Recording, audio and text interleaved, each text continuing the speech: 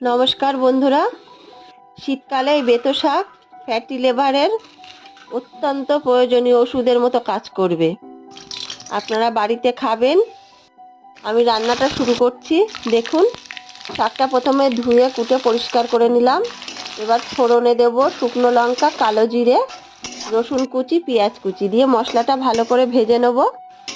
তারপরে কাঁচা লঙ্কা চেরা দেবো 4-5টা, দিয়ে 2-1 নাড়া দিয়ে শাকটা দিয়ে দেবো।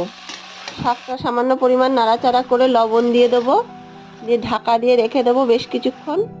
শাক থেকে জল ছেড়ে দেবে যখন, তখন ঢাকনাটা খুলে নেব।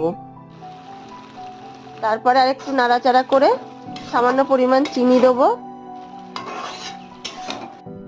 দিয়ে শাকটা যতক্ষণ জল না শুকাচ্ছে ততক্ষণ রান্না করব। জলটা শুকিয়ে গেলে রান্নাটা কমপ্লিট হয়ে যাবে। তারপরে নামিয়ে নেব। আপনারা দেখুন, সাবস্ক্রাইব করুন, কমেন্টে জানান।